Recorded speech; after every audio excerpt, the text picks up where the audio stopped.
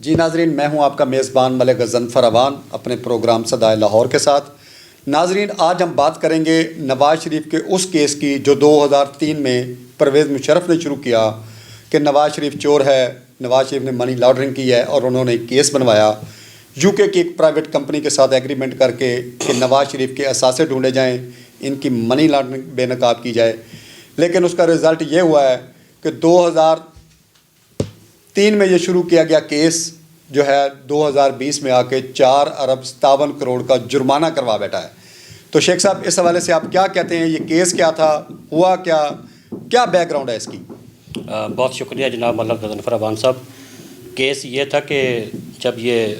نواز شریف کی حکومت ختم کی گئی تو نواز شریف کے خلاف، چونکہ ان کے فلیٹس تھے اس وقت ایون فیلڈ میں، ٹھیک ہے، فلیٹس کی تعداد 4 کے قریب تھی، تو انہوں نے ایک وہاں کی کمپنی ہے براڈ شیٹ یو کے میں، جو یہ جانچتی ہے کہ یہاں پہ کس نے منی لانڈرنگ کی، غیر قانونی طور پہ رقم کیسی آئی، اور ایسے معاملات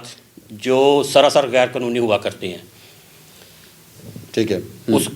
اس حوالے سے وہ نشاندہی کرتے ہیں۔ ٹھیک ہے، تو براڈ شیٹ کمپنی کو ہائر کیا گیا، مطلب ہے جیسے ابھی آپ نے فرمایا کہ 4.57 کروڑ اور 3 لاکھ روپے کی ان کو ادائیگی ہم کیس ہارنے کے بعد کر چکے ہیں۔ لیکن میں یہاں پہ آپ کو یہ بتانا چاہوں گا کہ کیس تو کیا مشرف صاحب نے،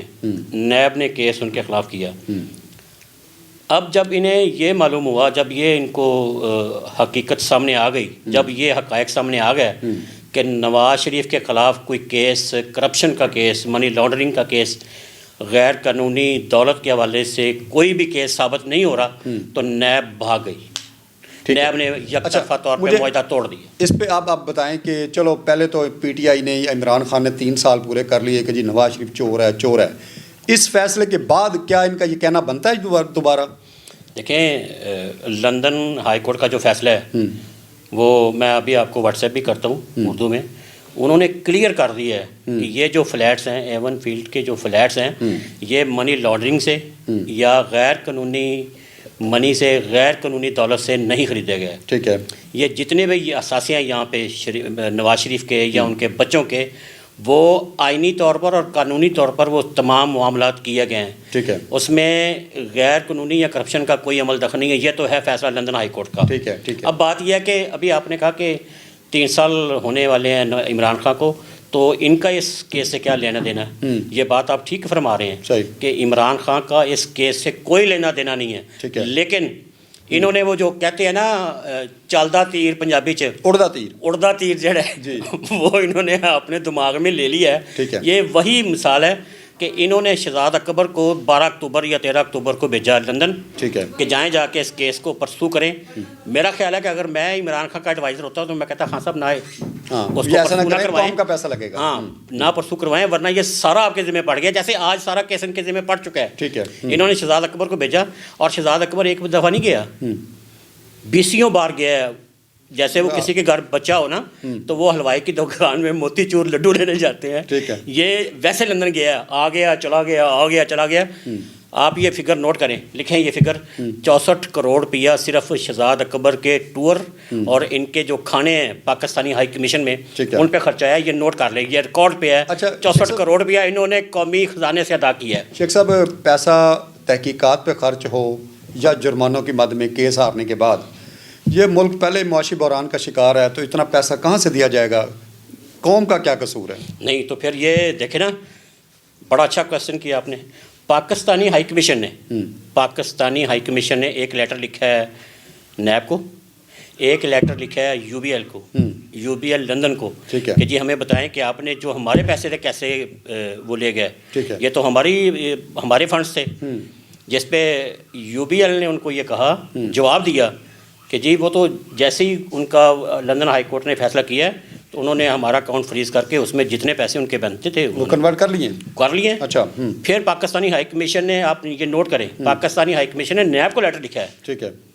اچھا، یہ ابھی کل کی بات ہے۔ ٹھیک ہے، کہ نیب کے وہ لوگ جنہوں نے یہ کیس کیا اور پھر یک طرفہ طور پہ معاہدہ توڑا اور بھاگ گئے، ان کے خلاف انکوائری ہونی چاہیے، ان کے خلاف مطلب ایک کارروائی ہونی چاہیے، لیکن آپ دیکھیں کہ نیب نے سوری ٹو سے نیب نے تاحال اس کیس کے حوالے سے، لیکن مزے کی بات ہے یہ سارا کیس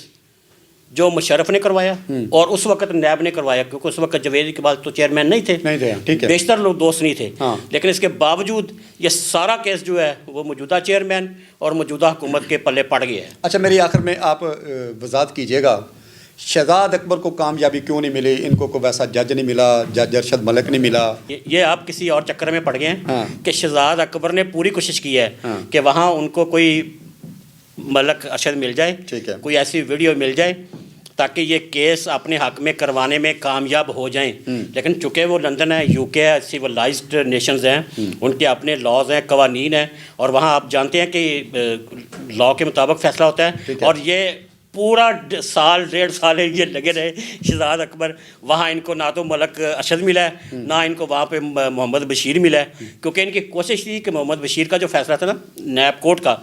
اس کو کنورٹ کروائیں اس فیصلے میں، اور جو ایون فیلڈز کے پلاٹس ہیں ان کو فروخت کر کے جرمانہ ادا کیا جائے، اور جس میں یہ بری طرح ناکام ہوئے ہیں، اور میں یہ سمجھتا ہوں کہ اس کی بھی انکوائری ہونی چاہیے، اداروں کو ان کی انکوائری کرنی چاہیے کہ ملک جس بحران کا شکار ہے، مالی بحران کا شکار ہے، اس میں 10 ارب روپے جو ہیں وہاں سے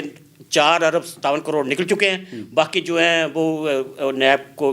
کا جو وکیل ہے اس کی فیس ہے، اور دیگر اور بھی معاملات ہیں ان پہ سود مسلسل پڑ رہا ہے، اور اس میں 4-4.5 ارب روپیہ مزید